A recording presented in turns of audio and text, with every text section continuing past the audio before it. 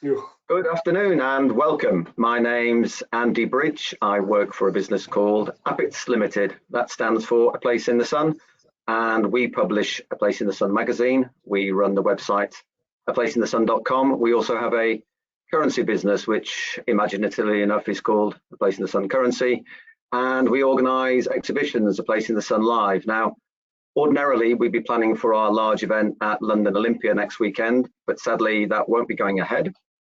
So what we decided to do was take the seminar content that would have been staged at London Olympia and present it via this webinar format. So thank you for joining us. We do appreciate your time.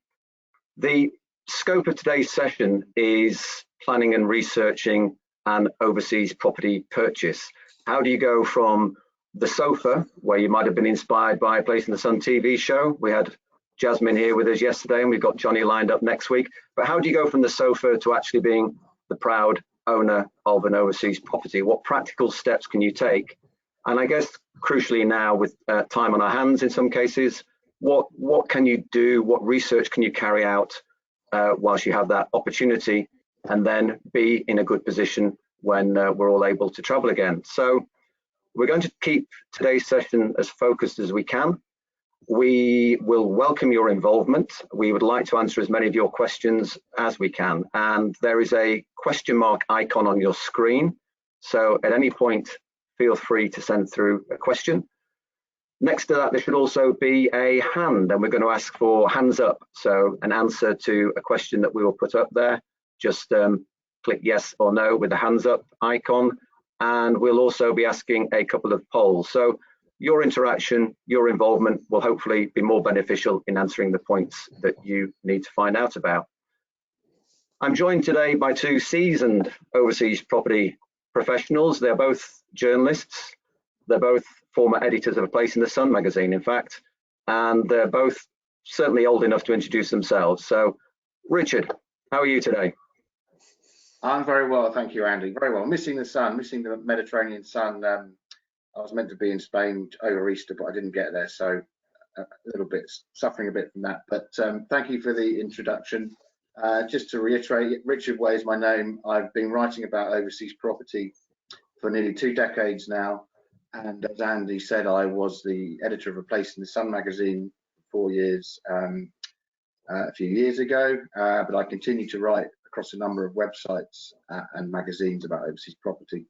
I'm also a homeowner. I have a house in northeast Spain, the northern part of the Costa Brava, and my family's had property in that area for around 30 years now. So going out to Spain and owning property in Spain has been a very valuable and enjoyable part of my life since I was a young child. And like many people who have properties abroad, it's now something that my children are enjoying as well, and I hope that will continue for as long as it can. My sister has a house in France as well, in the Lot region, a typical character converted barn, so I visit her there and get a taste of what it's like to being a homeowner in France as well. So yeah, it's a big part of my life, foreign home ownership, and hopefully I can share some of my experiences and knowledge with you today. Thank you, Andy. Cheers, Richard. Thank you. Nigel, Mr. Lewis, how are you? Very good indeed, thank you, Andy, and good afternoon to everyone out there. Like Richard, I've been a property journalist for 20 odd years. I, like Richard, own property overseas, which is a ski apartment in the French Pyrenees, which I've had for nearly 12 years now. And I should be right now sunning myself on the beach in Phuket is where I should currently be. But like everyone else out there, probably had to cut short to my plans. So, but it's nice to be here, though. Well, you did just add that caveat that you're really pleased to be here rather than on the beach in Phuket. So we'll take you at face value on that.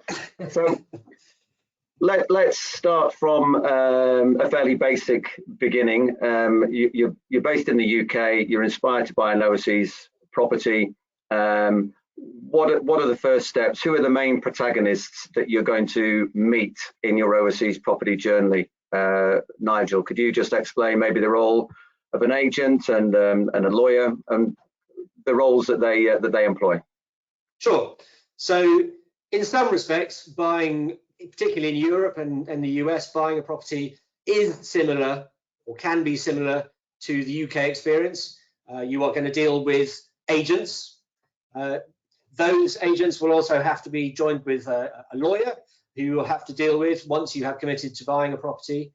And it's very important, at least I believe it's very important, to understand the roles that those different people play. And they can be a little different to the UK. So agents in different countries, as I'm sure Richard will explain in a minute.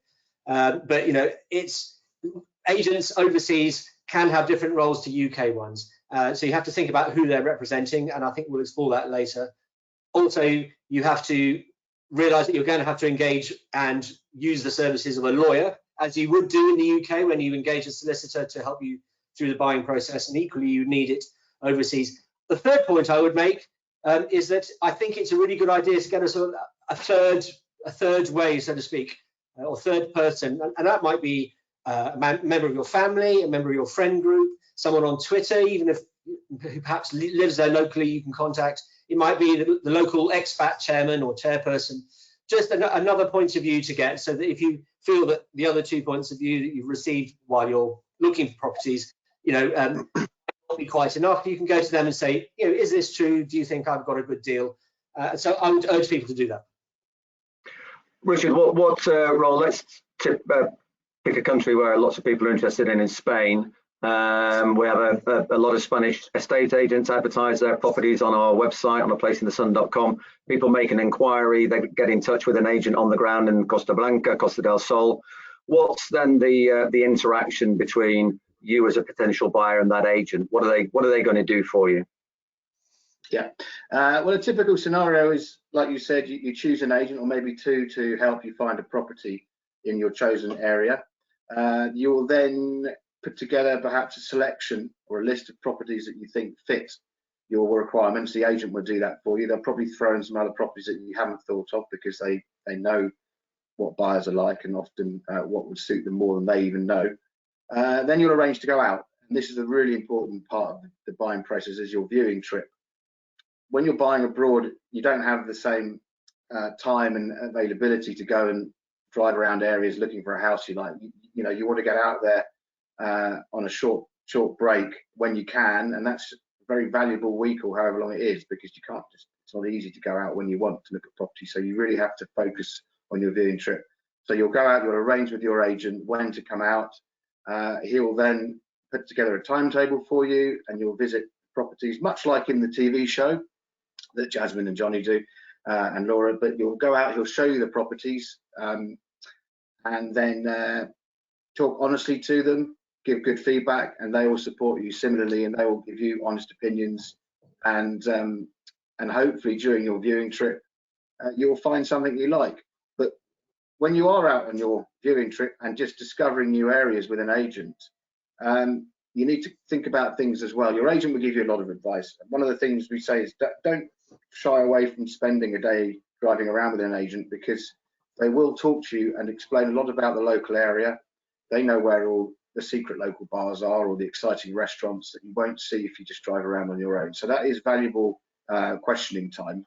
But the other thing you need to think about on the bigger picture is flights and availability. So how easy is it to get from where you live in the UK to your destination if it's Spain? Not just flight availability in Spain, but what about in the UK, your end? Are there two airports within easy distance of you? So if one flights aren't available from one, you can choose another.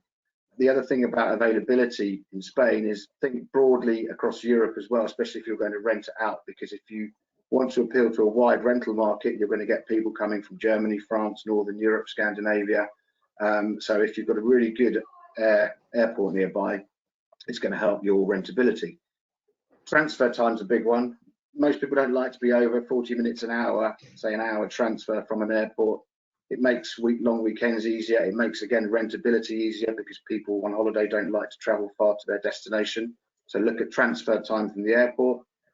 Decide as well if you want to be in a very expat area with a lot of British people or other international expats, or if you prefer a more local, traditional environment. So you might look in older towns, towards the centre of older towns.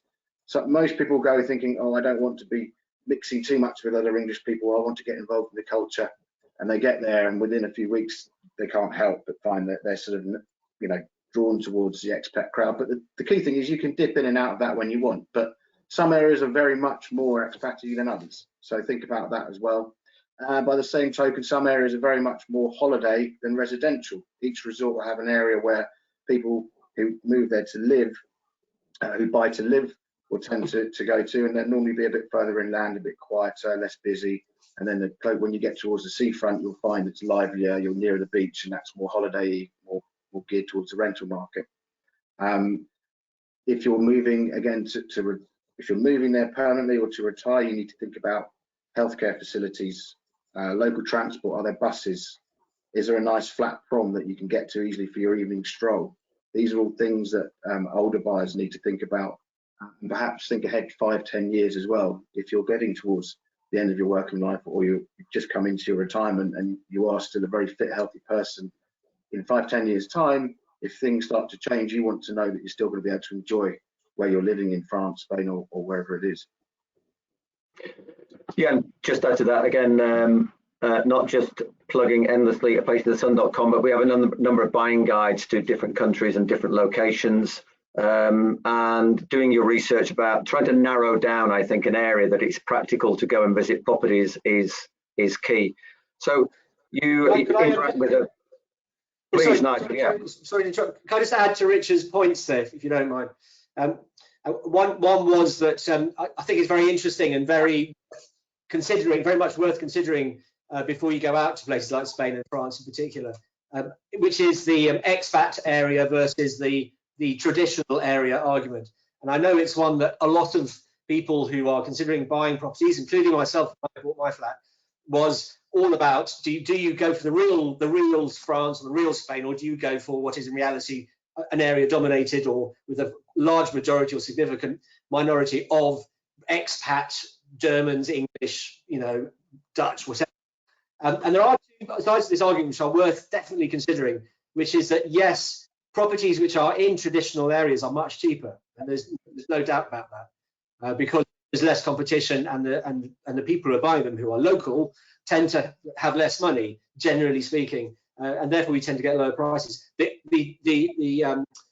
downside of that is it's much more difficult to find people to look after your property when you're away, and also it's therefore, you can argue, much more difficult to sell your property for a price that you'd like if you do eventually want to go back home, because there are fewer buyers around, there are fewer expats around who want to buy. Whereas if you buy a property in an area where there are lots of other British people, it's going to be much easier to find someone who is probably English or British who will look after the property all year round while you're not there. And also, a local support network. Also, when you come to sell your home one day, perhaps, or rent it out, as Richard says, there's a much more ready population of people who will come there on holiday, want to rent it, or who might want to buy it. And that's what I would say people should consider.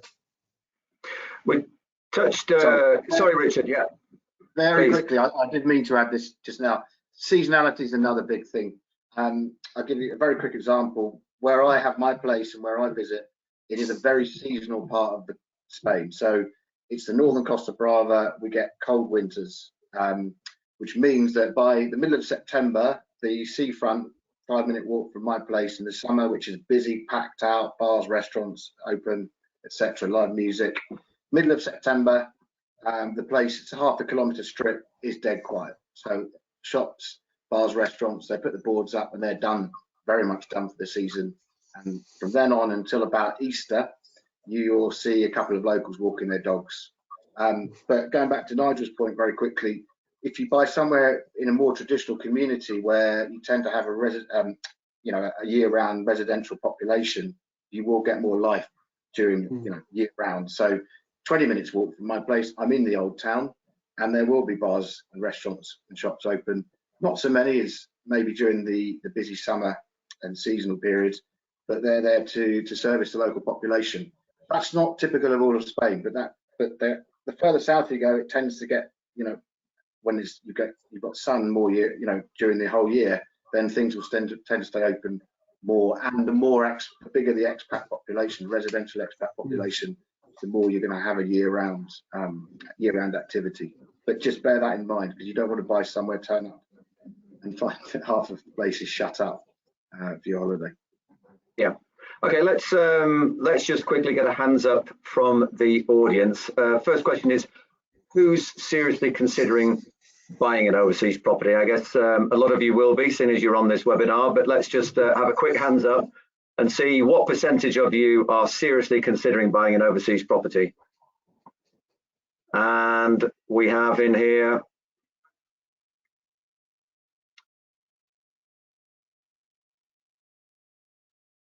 well, it's climbing as we go. It's over 50%, 60%, and up it's going. So yeah, let me ask another question, a bit more specific then. Who is using this time currently to actively research an overseas property? Who's out there making inquiries on properties, downloading guides, reading about locations? Who's kind of in the mix, and who's ready for post-pandemic to get out there and presumably move ahead with a purchase? Let's ask that question.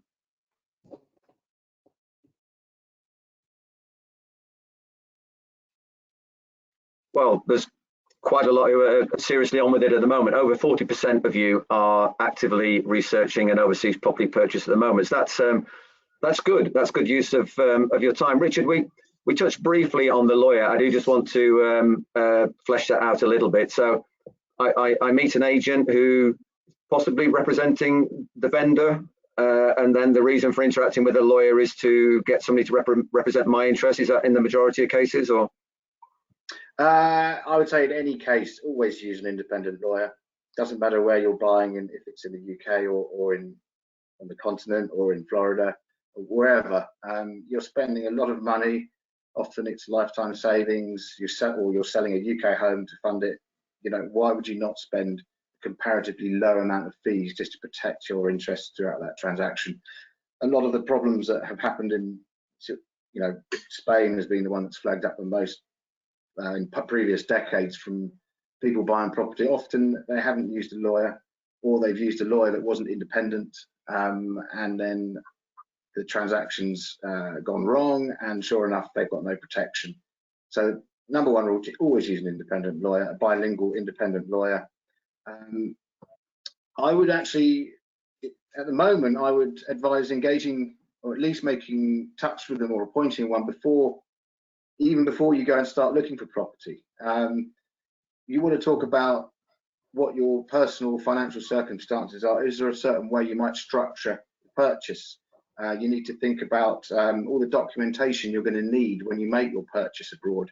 When you buy abroad, you're not just buying a property, you're going to have to set up a fiscal identity, because you're owning an asset in that country, which means you're going to need, for example, a tax identification number. In Spain, it's called an NIE. You're going to need to open a bank account. You're going to need a lawyer, we talked about. You're going to have to arrange how you're going to send funds from the UK to Spain or wherever it is, ideally using a currency specialist. So there's a lot to think about. Your lawyer will be able to help you along the way. Just talking about Spain quickly, another good reason at the moment you want to be talking to them very soon is because there have been delays in people getting their NIE numbers, for example, the tax identification numbers, which you have to complete a property transaction. The sooner you start applying for that, the less likely or chance there is of that delaying your transaction or your purchase. So if you start that process as soon as possible, you're going to get a head start. And it's all about trying to make the process as smooth as possible. So yeah, talk to your lawyer.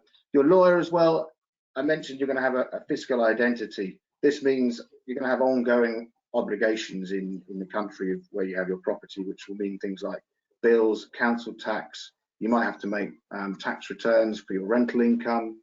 All these things are something, again, a good lawyer will have the services to be able to help you do those things. Okay, just a number of questions coming in about the costs of purchase. Now, I know this varies not only from country to country, but within Spain, we keep referencing Spain, but within Spain, it even varies from region to region. But if I'm looking at a property of £150,000 and that is my budget, I do need to allocate some of that towards conveyancing fees and taxes, presumably. Yeah, I'll take this if you want. Yeah, absolutely. I mean, as a rule, we tend to say budget between 11 and 13% in Spain. everything. So that would be your transfer tax, your notary fees. I haven't talked about the notary yet, but yeah, notary fees, other disbursements, of course your lawyer's fees. Like you said, the transfer tax, which is tax you pay on the value of your resale purchase, that will vary between regions. In Andalusia, it's 10%. Valencia, I believe it's 8 or 10%. It's generally between 8 and 10%, depending on where you are. If you're buying a new build, you pay VAT. You don't pay the transfer tax. VAT is 10% on the purchase price wherever in Spain. Check with your agent developer if it's included in any price you see. So yeah, if you budget up to about 13%, you should be okay. Might be a bit more if you're buying with a mortgage, because you're going to have extra stamp duties and fees, application fees to pay as well. Yeah. Just clear at one point, prompted by a question from Mark Saunders that's come in. Do I use an independent lawyer or one recommended by an estate agent? I think the answer there is an independent agent, but an independent lawyer. But quite often, estate agents will suggest a portfolio of lawyers that they know in the area and say to you, go off and take your pick. And clearly they're pushing you in the direction of independent lawyers, and that's fine. Quite often, well, not quite often, you would want to use a lawyer who is familiar with the area, and if you're buying on a development, then they will be familiar with the development as well, and may well have done other properties on that development. So it's not a no-no to go to look at lawyers recommended by an estate agent. They know the people who do the transactions in that neck of the woods. It's inevitable. Sorry, Richard. I was going to say, obviously in the UK, it's funny, isn't it? Because in the UK, quite often it's taken that you probably will find your own conveyancing solicitor or lawyer to buy a property, and yet it's almost that thing we always talk about when people go and buy overseas, is they throw these established practices that they've picked up in the UK and sort of ignore them when they go overseas. But I would prompt people, although you're quite right, Andy, that estate agents, like in the UK, will recommend local lawyers, and local lawyers do have their benefits because they know the local laws. They know the property quite often that you're buying, and they probably know the estate agent. They might even know the person selling the property, and that applies as much in the UK as well. All I would say is that, and the one thing I did, which I found really useful, was I asked the person who sold me my property, the lawyer who was involved in my property. I said, can I speak to one of the people who you dealt with in properties in the local area? And I talked to them. And I got an idea of how well that lawyer had serviced them when they bought their property, and it gave me a much better insight and reassured me that I was speaking to someone who was working for both sides, hopefully. Yeah. Okay. Richard, you touched on this. If we're moving on from the main protagonist there to actually planning to finance your property, there's no point in finding it and making an offer and then realizing you don't have the funds in place. So typically, how do people go about funding an overseas property purchase? There are fortunate people there with cash to put down, and that eases lots of problems, makes you a very attractive buyer to a vendor if you've got a pot of cash to put down on the table. But what other methods are there for paying for an overseas property? Well, so many of the people I speak to, they're actually selling up in the UK if they're moving to Spain. So they're selling a UK home. Maybe they've just retired or they're approaching retirement. So they'll be using the proceeds from that sale often, and they'll combine that with a pension or savings to finance their new life there. Otherwise, you can look at, there are equity release schemes, but just be very careful if you're looking at those that it fits your situation. There are some very good mortgage deals in Europe at the moment as well. The Euribor, which is the European Central Bank rate that most European banks peg their mortgages to, is in negative equity, so negative territory. So the deals you can get in France, Spain, Portugal are very good at the moment, and often they come with minimal or no redemption penalties, which means if you want to take a mortgage out now, especially with sterling being so weak, it's a good way of not exposing yourself, all your funds to the weak exchange rate. Take out a local mortgage, and then in a few years' time, if or hopefully when sterling recovers a bit, you've then got the option of redeeming that mortgage. So that there's ways of using that to your advantage, but speak to a professional before you do that. Obviously, mortgage brokers I would advise using as well, because they will, like mortgage brokers in the UK, they'll have relationships with a number of different banks, and they'll have that on their own personal level often as well. So a mortgage broker in one town might have certain deals with a bank that another mortgage broker doesn't have in another town, and different bank branches will offer different deals to different brokers. It really is, it comes down to individual relationships, and some of them do get very good deals, but they'll look at your situation, they'll arrange a mortgage in principle. That's always advisable. Get one of those in place before you start looking, and then it makes you a serious buyer if you look at property with a mortgage in principle, because the vendor knows you're serious, you've done some leg work already, you're ready to go, so your offer is going to be taken a bit more seriously. So that's always useful. What sort of loan to value might I get on a mortgage? What sort of down payment would I need in cash, and then what sort of mortgage percentage would I be able to get, do you think? In Spain, it's up to about 70%. So as a non-resident, so I think that's fairly general across the board in Europe, but 70% if you aim at. But that will be of the bank valuation. You then have to think about your buying costs on top of that as well. So while you might have a 30% deposit, you then got to think about adding your buying costs on top of that. So just bear that in mind. Yeah, the other thing to really think about is when you get to the point of moving funds over to your foreign bank account or your lawyer's account to pay for the purchase, don't use your high street bank. You'll get a bad rate, and you won't get the same level of service that you'll get from a currency transfer specialist. They will treat you as an individual client. You'll have a personal account manager who you can talk about your plans to buy abroad. You can make a strategy for when the best time that suits you, and looking at the exchange rate, when you need to send money, and you can make a plan of when you're going to send it. They do things like allow you to forward buy currency, so you can fix an exchange rate the moment you've made an offer, because you're not going to complete for another 6 weeks, 2 months, for example, typically in Spain. Now the exchange rate is going to move between that time, but if you fix an exchange rate for the total balance of your transaction, and you normally pay a 5 to 10% deposit at the point of making an offer, you know that by the time you come to completion, you've got that exchange rate in the bag, and your sterling exposure hasn't changed since you made an offer, which is a very useful tool. I always say to people, people try and get a bit clever with currency sometimes, and they say, well, I think I've got this feeling sterling's going to strengthen, and I'm not going to wait. I'm going to wait for a few weeks, and then I'm going to buy my euros. And of course it doesn't, and then they have to pay a bit more than they expected. When you're buying an overseas property, unless you are a professional investor with very specific goals, but generally people listening now, your aim here is to buy a property abroad successfully, safely, and have a good life at your property.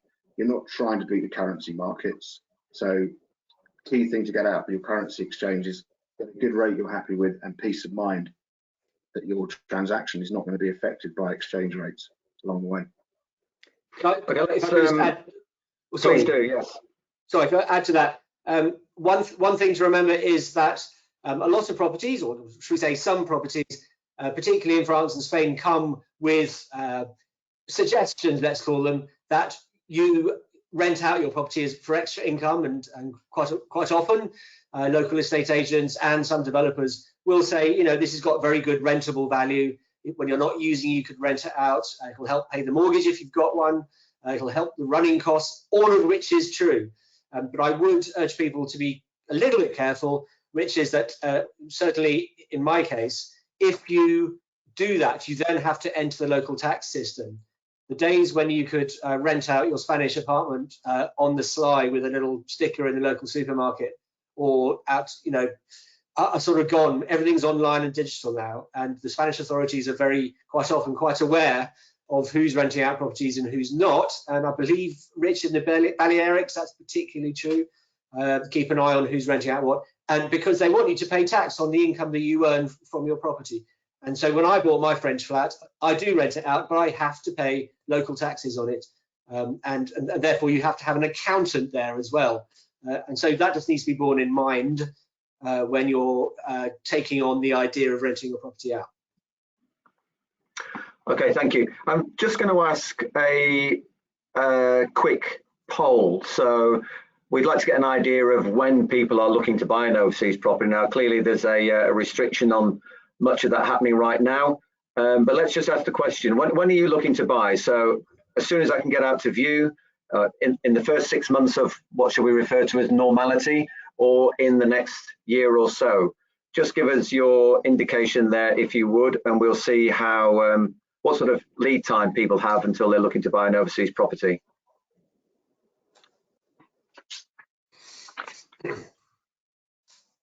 This was in part prompted by a question from Jill Trethowan, who asks, I'm looking to buy in Nice in France, but is there any point in making contact with an agent at the moment when I can't even get out there?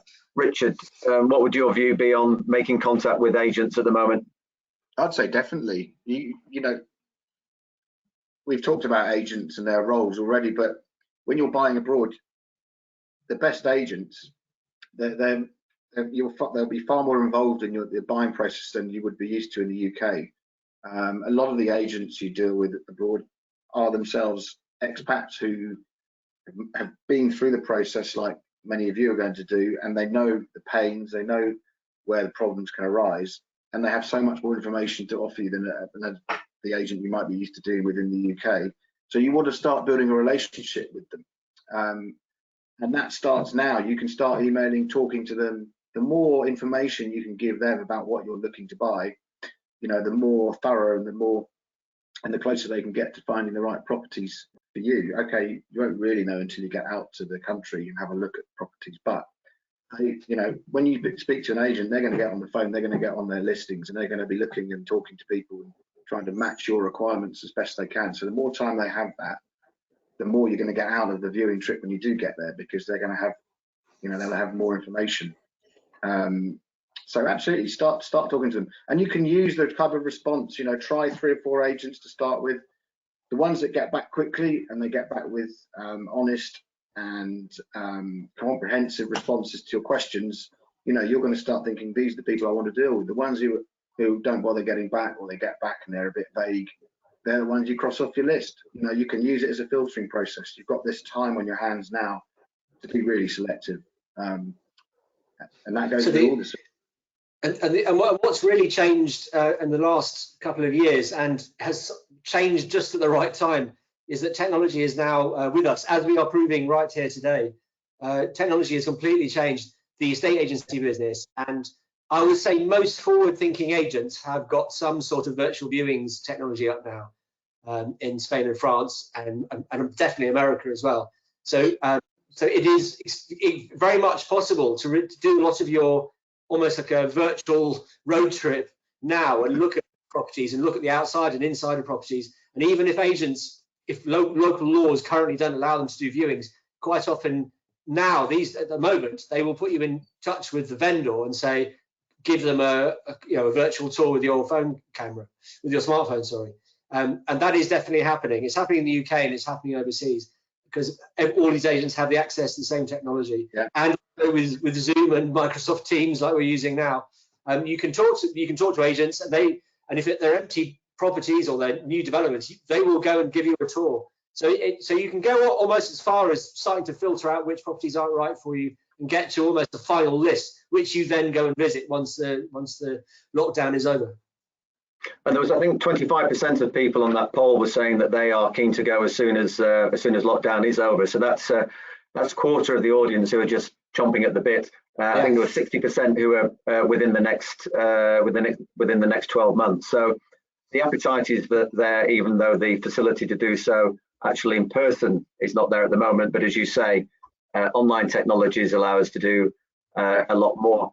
You also touched on a point there, Richard. I'm just reading through some of the questions coming in. How do you choose an agent? I think you answered that. You know, if you're making inquiries on properties on websites and you interact with different agents, then you very quickly get a feel of the alacrity and the efficiency and the way in which they deal with you. I'll also add to that, after sales is a big point, is an important point with an overseas agent, because you're going to have niggles when you first move into a property. It could be getting new connections to utilities, it could be you want a new satellite dish, or where do I go to get new air conditioning, all these things that you might not be used to in the UK, and if you don't speak the language, you're going to be a struggle abroad. you know, good agents understand this, and like I said, a lot of them have been through that process because they themselves bought property abroad, and they, you know, the really good agents will have a great after sales department just to help people, not just as soon as you've completed, but you've got the keys to a new house. They want to help you after that as well, and ensure that you know, your transition to a new life, wherever it is, or as a holiday homeowner, is pain free. Because at the end of the day, it comes around, and you're going to refer clients to them if you're happy with them. So everyone, it's a circle of, you know, trust building there. And so many, I talked to a lot of agents in Spain, and so many of them, their clients become friends, because if they're, you know, a lot of the agents will live in a resort where they're selling properties. So if they do something wrong, they can't escape anyway. But a lot of them become friends, and they have barbecues, and they look forward to certain people coming out each summer, and you know, it becomes a real community with the agent, you know, a part of that, which doesn't happen over here, you know, in the UK. Well, it wouldn't in your domestic country where you know the market. You don't need that sort of support, but good agents will give you that support. Just clarifying a question here from Carol Alexander about viewing trips, which is, do you have any advice on viewing trips? I get worried if I go on a £99 viewing trip, I'll get pressured into something. I think the point to explain there is, if somebody's going to subsidise your trip out to show you the properties they have for sale, then it's probably fair enough they show you their properties for sale, and that's the extent of it. The idea of you piggybacking a holiday or seeing other agents is not particularly fair if they're paying for your pleasure.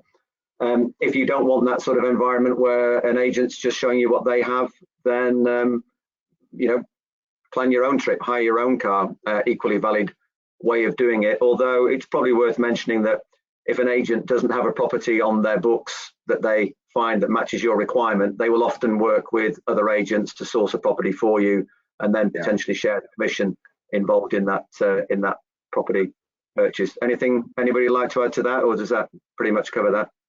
Yeah, I think what the listener's referring to isn't so prevalent these days. You know, back in the 2000s, that was a big part of the industry where it was coach loads of people going out and being herded around, and you know, not being allowed to leave a hotel or a site.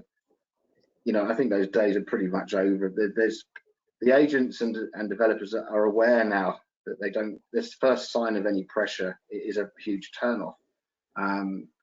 There are arranged viewing trips that you can still go on, and you'll get subsidised flights and accommodation. But I think as long as everyone is completely expectations are right from the outset, and everyone knows what's accepted and not, then there shouldn't be a problem. The more typical viewing trip now that I'm talking about more is you liaise with an agent and you arrange a date that suits you to go out to the country, to the destination, and then most agents, they will offer, do you need a hotel? Would you like collection from the airport? Would you like me to show you properties every day of your trip? Would you like me to take you out for dinner and drinks in the evening? You know, they will offer these sorts of things, and some people like that. If you want to keep a certain level of independence, then a good agent will say that's absolutely fine. Everyone has their own requirements and the way they like to do things, and that will suit us. You tell us which days you'd like us to take you out and see properties.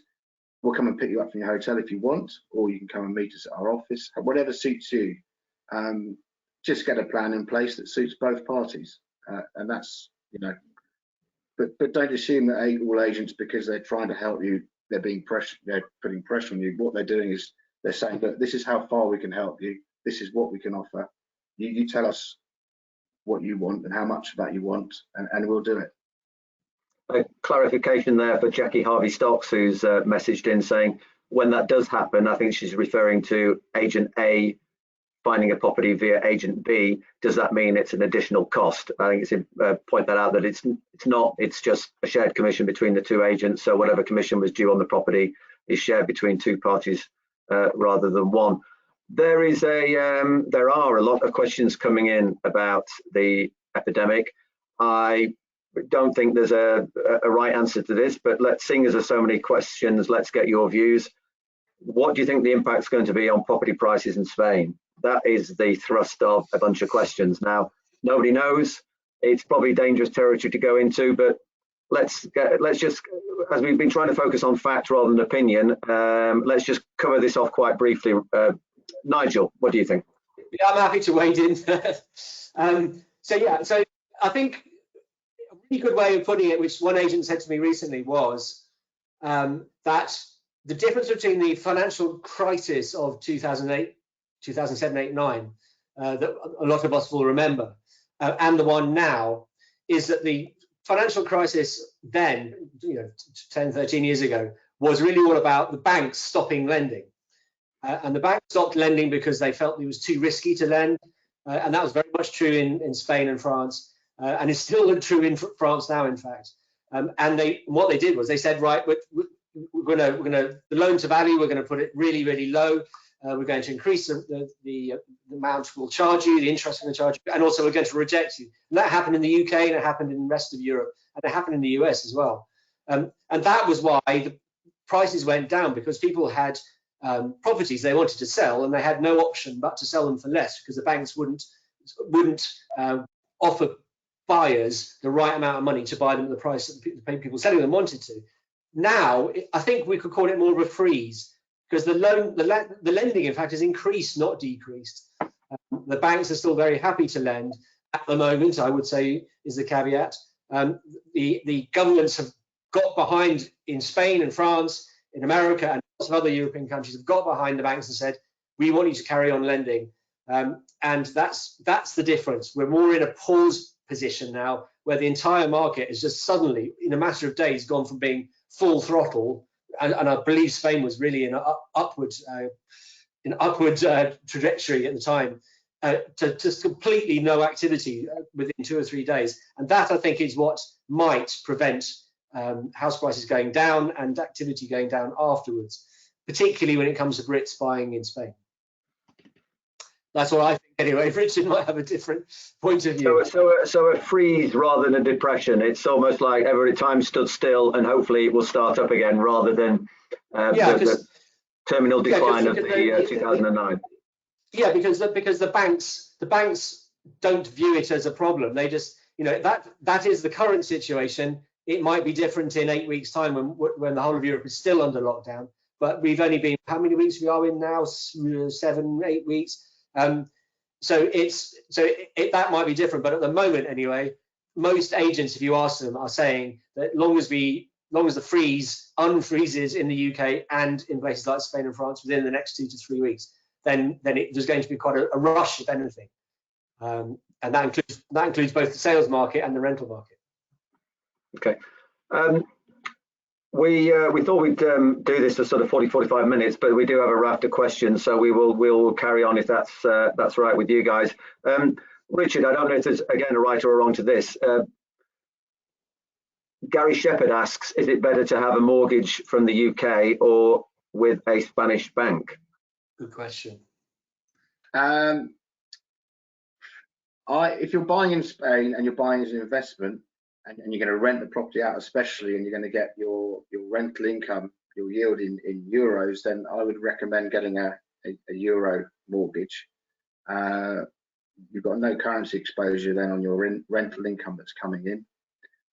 But probably more importantly is that the deals in Spain are very good, and the terms are good. There's no reason not to apply for a Spanish mortgage, and it really does depend on your financial situation and what sort of liquidity you've got in the UK. I don't know, what your situation is. I would recommend talking to a broker and a finance professional, because they'll look at your whole portfolio of your assets in the UK, your liquidity. But certainly, if it's to have a holiday home, to rent out, then there's nothing wrong. I'd say go for a euro mortgage. There's good deals out there. Yeah, I'll mention at this juncture as well that we do have a session on the 13th of May at 2 o'clock, which is called Ask the Experts Spain, Let's Talk Money. And on that we have a currency specialist. We have Liz Rollinson, who you both know, another editor of A Place in the Sun magazine. And we also have Kevin Munger from Mortgage Direct. who specialise in doing mortgages, well, in a number of UK countries, but I think particularly so in Spain. So that answers a question from somebody who I can't locate at the moment, but they were asking if we could actually mention the name of any mortgage broker. So we know of them. We're not in the business of recommending companies, but that's a business that we know. So feel free to contact them. Richard, one for you. Ongoing, Nigel, sorry, did you want to come in on that? Yeah, just one extra thing to add to Richard's good points is that certainly I'll urge people to think about, if they are going to get a mortgage on a property overseas, is how are they going to pay the mortgage? And that's how I approach it, or recommend people approach it, which is you're going to have, your 4, 5, 6, 7, 800 pounds, whatever, or euros or dollars a month you've got to pay. Are you going to pay that by taking UK money every month and transferring it over to pay for that, or are you going to take the mortgage out locally, and therefore you will have to have an income locally to pay for that mortgage, and that usually means renting it out. But therefore, I would therefore urge people to be very thoughtful about exchange rate, because therefore, if you are paying a French mortgage with UK money, as I do, then you are very much exposed to the exchange rate, and it can go up. I've had fluctuations of over 300 euros a month because of the exchange rate differences at the beginning when I had a larger mortgage. And equally, I've heard of people in Spain during the real ups and downs of the exchange rates differences a couple of years ago, who equally had that problem. So just think about it. Yes, it's riskier having a mortgage in Spain or France or wherever, because you're not that au fait with the local finance system. But that means you have to pay UK money to go. So just think about where the money's coming from and think about how you're going to pay it. Yeah, good point. Richard, we've had a couple of questions in about buying a new build property versus buying a resale. Properties have started being, new properties and new developments have started going up in Spain, and it's certainly an attractive option. There's nothing quite like getting a box fresh property, and often finished up after your specification. But can you run us through, I don't know, the pros and cons of a new build versus a resale property? Yeah, the obvious thing with a new build is you're getting a brand new product, which means it's not only pristine and unused, and it's got a long life ahead of it, hopefully, before you have to do anything to it, but it will be built with modern materials, up-to-date, eco-friendly, energy efficient materials, which in turn will hopefully save on bills, although you don't have huge heating bills in Spain. But it'll be a modern style, which you'll probably want if you're buying a new build. Typically, if it's on a resort, you're going to have a good choice of communal facilities and amenities, which will be, the newer they are, the more up to date they'll be, perhaps more extensive. So you're getting a whole, a contemporary package there when you buy on a new resort. You will pay on what it looks like more for it, typically for a new build, for obvious reasons. But you have to remember, if you're buying an older property, chances are you're going to want to make changes to it. So you might want to redecorate, put in a new bathroom, kitchen. A lot of properties, I'm talking about Spain generally, when you buy a resale, often it comes with the furniture. The vendors don't want the old furniture. They make it look like they're doing you a favour, but they're leaving you a load of old furniture. You think you're getting a deal, you move in, and within a few weeks, you want the whole lot in the skip. So then you're going to end up buying new furniture for a resale. So suddenly prices costs start to creep up with a resale from what you just paid on top of the purchase price. The other thing with new build is, of course, your payment structure is staggered. So typically, if you're buying something from scratch, if it's a townhouse or an apartment that hasn't been built yet, you'll put down a reservation deposit, followed by, usually within 28 days, about a 10% deposit of the agreed contract price. And then it will very much depend on the developer or the builder what their payment structure is, but you might have to make another 1 or 2 payments of 30% until the actual completion date, which will be, depending on the project, typically 12 months ahead, or it can be 18 months when you actually get handed the keys. So you don't have to have all the money available at once. The other thing, of course, when you are buying a brand new property that hasn't been built, you've got the flexibility as well to give it some of your own styling. Most developers there'll be some choices you can make about the fittings and the finishes and the colours. There might even be the chance to add extra things inside. You might want a kitchen island or an extra bathroom. Yeah. Townhouses you might have the option to have your own pool or not have your own pool. So there's all these sorts of things that come into play. So you can more or less mould your own property as if you were doing in the UK, which of course with a resale, you get what you see. If I could add just two points to that. One is, because I think Richard's talking about off-plan there, and so certainly I would urge some caution around buying off-plan. There's nothing wrong with buying off-plan, but it's a very good practice to do as much due diligence as you possibly can on the developer, because you're giving them quite often upfront 20-30% of the property, that of future, the cost of building it in advance, as Richard said.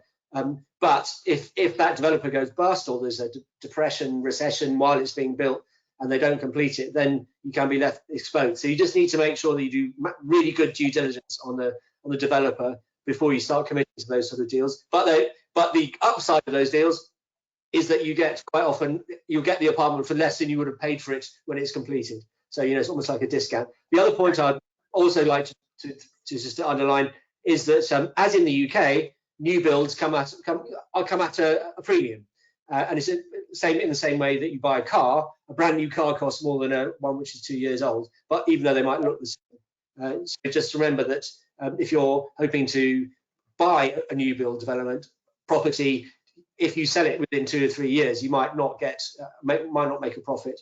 But most people don't. Most people buy them for 20 years, and it's fine. Yeah. Okay. So just going back to you're buying a pristine product. Usually a new property will rent more easily as well, and for a higher premium because of it being new and having newer facilities. So it looks, it's an all-round more desirable product than an older retail property that's trying to be let. And I'll go back to Nigel's point as well about the due diligence.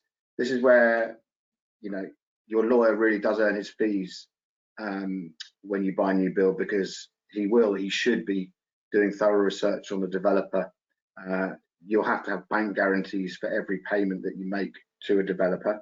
Most of them have to self-fund now anyway. They shouldn't be able to use any of the deposits that buyers hand over to fund the build of a project. This will be self-funded, whether it's through another loan or whatever. But your fund, any deposit you make to a developer will be ring-fenced in an escrow account. It will be bank guaranteed. So if they don't fulfill their contract for whatever reason, in whatever way, your money can be returned to you without the developer having any entitlement to it. But these are all things that your lawyer will know and set up for you, and make sure that your interests are protected throughout the transaction, right up until the point when you've got the keys and your name is registered against that property. That leads me into nicely to a question from Christopher Hodgkinson, and you'll have direct experience of this, Richard, which is, once the purchase is out of the way and all those costs are dealt with, what are running costs, typical running costs, or what do you need to think about to maintain a property? Again, he's referring to Spain, but we'll go to Nigel to give us some idea of the costs associated with his property in France afterwards as well. What sort of ongoing items do you need to think about? Yeah, well, I'll tell you about my own experience. So I have a small three-bedroom villa with a pool. You've got your usual utilities, which I have direct debits set up, so they come out of the account every month. Not a huge difference to the UK, if I'm honest, but obviously it's vacant a lot of the year, so you're not paying a lot. Council tax is far less in Spain. It's still something, but it's not like the rates that we pay over here. And I pay around 500 to 600 euros a year. And that's broken down into about 3 or 4 installments of, one's 180, I think, then there's another 200, and then some little bits, but it's more or less that. Again, that's paid direct debit. Then you have to think about, if you have a pool, you can have running costs for that. I pay a local guy to come and open the pool, prepare it for the summer season for me, and then I pay him €50 a month, I think it is, and that is really to look after it, maintain it, pop in how many times a week, make sure the chlorine's topped up. So you've got that. Bear in mind as well, your electricity will spike in the summer or just after summer when you get your bill, because you'll have the pump on running for the pool, and also if you're there, you'll have things like the air conditioning will be on more, so you'll have quite a larger electricity bill at the end of the summer. House insurance, property insurance, you know, like you do in the UK, you want to insure your property. My premium, I think, is about €300 a year, just over €300 for all the usual cover. What have I missed? Those are the key ones. I think that's covered most of it, yeah. And then you need to do a non-residence tax return, is that right? To refer to, yeah. Yeah, that's absolutely right. Yeah. So I talked earlier about when you buy a property abroad, you get a fiscal identity in that country, and even as a property owner in Spain, even if you don't rent out your property, you should file a return and pay a nominal tax, which is around about, for me, €180 a year. It's just something every property owner has to do as a non-resident. I don't make the return myself. You probably can if you want to try and do it, but I use a local property agency, an expat lady who helps me every year. She charges a fee of about €60–70, and she tells me when I need to make the return. I send her everything she needs for the return. You normally just have to send a statement of your council tax, because the tax you pay is based on the cadastral value of your property. Give her everything she needs. She files it. Money gets paid out of my account. It's the 31st of December it has to be done by. And then, yeah, so that's another extra cost. So you're looking at about, depending on where you are in Spain as well, that will vary on the value of your property. Yeah. Briefly, Nigel, quickly run through some typical costs for your apartment in France. Sure. So the annual tax foncier, which is like a council tax, that's about €900. I then pay because I don't live there. I also pay an accountant about €1,000 a year to do all of the accountancy and which is the profit I make on the rent, and also doing all of my different declarations. Then I also pay about €1,800 a month. A year. I beg your pardon. To the building owner to run it and manage it, and then also I'll pay about €400 a year for the electricity, and that's about it. So right. About clears its face, because I also make about €6,000, €7,000 a year in rent. Right, and a couple of questions, Richard, if you could just cover this off briefly. What costs are associated with having a property on a development and paying into a community? Yeah, so you'll have everything I've said, well, you won't have everything I've said.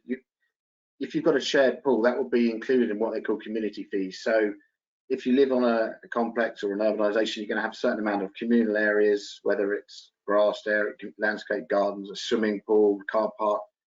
And you'll have someone, obviously, these will need maintaining. Everyone who has a property there will have to pay a certain amount, usually monthly or quarterly, that goes towards the upkeep of those things. So you won't have the other costs that I mentioned for a personal pool. Insurance can be included as well, but that will be buildings insurance, so you still have to think about contents. But again, you'll have to check.